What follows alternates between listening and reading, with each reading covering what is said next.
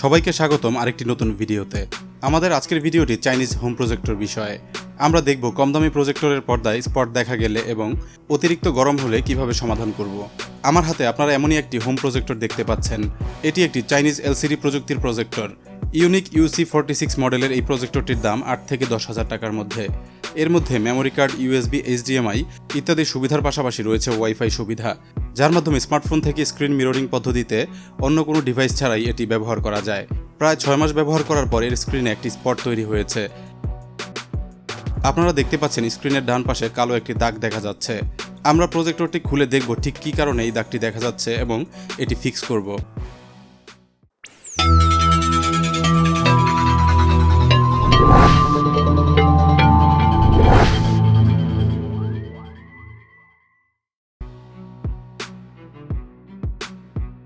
এজন্য আমাদের প্রজেক্টরটি খুলতে হবে। ক্যাসিংয়ের উপরের অংশটি খুলতে সর্বমোট 5টি স্ক্রু খুলে নিতে হবে। এই ভিডিওতে দেখানো পদ্ধতিতে অনেক মডেলের চাইনিজ প্রজেক্টরের স্ক্রিনের স্পট এবং ওভারহিট ইস্যু আপনারা নিজেরাই সমাধান করে নিতে পারবেন। তবে এই কাজের জন্য বেশ সাবধানতা অবলম্বন করতে হবে, তা না হলে সমস্যার সমাধান না হয়ে পুরো ডিভাইসটি অকেজো হয়ে যেতে পারে। আপনারা হয়তো দেখেছেন কিছুদিন আগেও অনলাইন শপ, ফেসবুক পেজ বা বিভিন্ন দোকানে কম দামি প্রজেক্টরগুলোর প্রচুর বিজ্ঞাপন দেখা যাচ্ছিল, যা এখন অনেকটা কমে এসেছে। মোটামুটি 3 থেকে 15,000 টাকা দামের মধ্যে বাজারে থাকা প্রজেক্টরগুলোতে ব্যবহার করা হয়েছে এলসিডি প্রযুক্তি। প্রজেক্টরের জন্য এলসিডি প্রযুক্তি খুবই সরল একটি পদ্ধতি। এই পদ্ধতিতে একটি এলইডি লাইট সোর্স থেকে প্রচুর আলো একটি এলসিডি ডিসপ্লের ভেতর দিয়ে প্রবাহিত হয়ে পর্দায় ছবি দেখা যায়। স্ক্রুগুলো খোলা শেষ হলো। এবার আমরা ঢাকনাটি খুলব। উপরের অংশে থাকা বাটন সেটের সাথে একটি কেবল সংযোগ করা আছে, এটি খুলে নিতে হবে।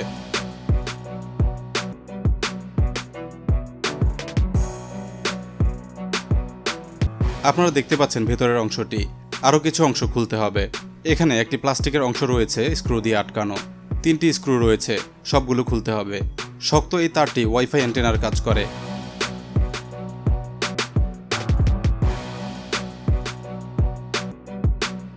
আপনারা দেখতে পাচ্ছেন প্রচুর ধুলো ময়লা জমেছে এর ভেতরে। নিচের অংশ এবং মিররটিতে ধুলো জমে আছে। প্রজেক্টরগুলোতে এমনিতেই ধুলোবালি একটু বেশি জমে, কারণ এর ভেতরে রয়েছে একটি ফ্যান। প্রজেক্টরের এই অংশে একটি ফ্যান রয়েছে এলইডির তাপমাত্রা নিয়ন্ত্রণ করার জন্য। এপাশে একটি ভেন্টিলেশন সিস্টেম রয়েছে, যার মাধ্যমে বাতাস প্রবাহিত হয়। তাই ফ্যানের মাধ্যমে বাতাসের চলাচলে ধুলো ময়লা ঢুকে যায় ভেতরের অংশে। ভেতরের অংশটি পরিষ্কার করার আগে এর মেইন ডিসপ্লেটি খুলে নিতে হবে। এখানে একটি রিবন কেবলের মাধ্যমে ডিসপ্লেটি সংযুক্ত করা রয়েছে। এবার সতর্কতার সাথে ডিসপ্লেটি বের করে আনতে হবে।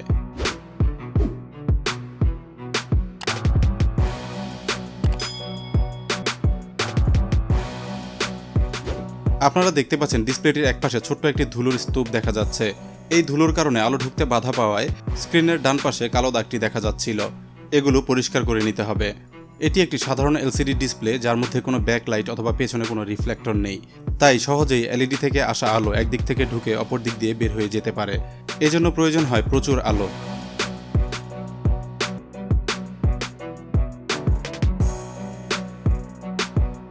এবার মিরর বা স্বচ্ছ আয়নাটি পরিষ্কার করে নিব।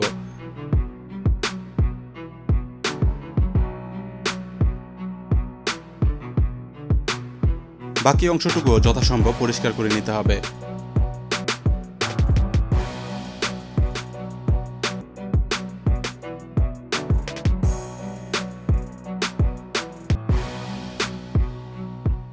এবার আমরা দেখব কী কারণে প্রজেক্টর অতিরিক্ত গরম হয়ে থাকে। এজন্য আরও কিছু অংশ আমাদের খুলতে হবে। সার্কিট বোর্ডটি খুলে নিচ্ছি।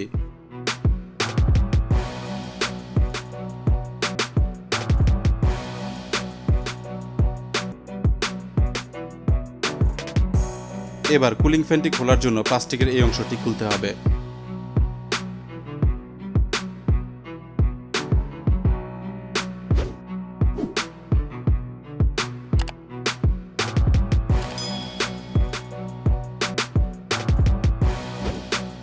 আপনারা দেখতে পাচ্ছেন কুলিং ফ্যানটি। ইমেজ প্রজেকশনের জন্য যে পরিমাণ আলোর প্রয়োজন হয় তা সরবরাহ করে একটি শক্তিশালী এলইডি। এলইডি চালু অবস্থায় প্রচুর তাপ উৎপন্ন হয়, যা নিয়ন্ত্রণের জন্য খুবই গুরুত্বপূর্ণ এই ফ্যানটি।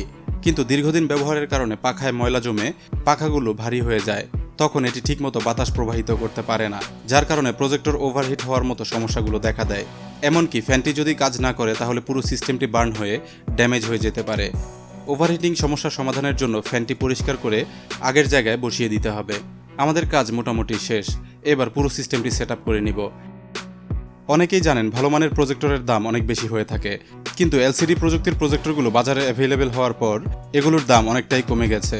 বর্তমানে এলসিডি প্রযুক্তির প্রজেক্টরগুলো মাত্র 3 থেকে 3,500 টাকায়ও কিনতে পাওয়া যায়। এরকম দামের প্রজেক্টরগুলোর রেজুলেশন ও ব্রাইটনেস অনেক কম হয়, তাই এগুলোতে একেবারে অন্ধকার ঘরে দৃশ্য দেখা গেলেও ছোট ছোট লেখাগুলো পড়া যায় না।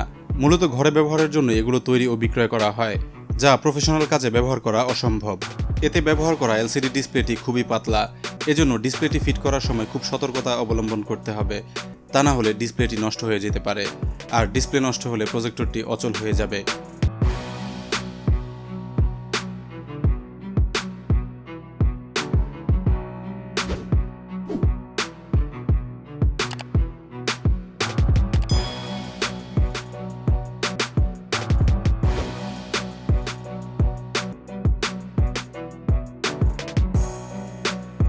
প্রজেক্টরের সবগুলো অংশ আমরা সেট করলাম, এখন পরীক্ষা করার পালা।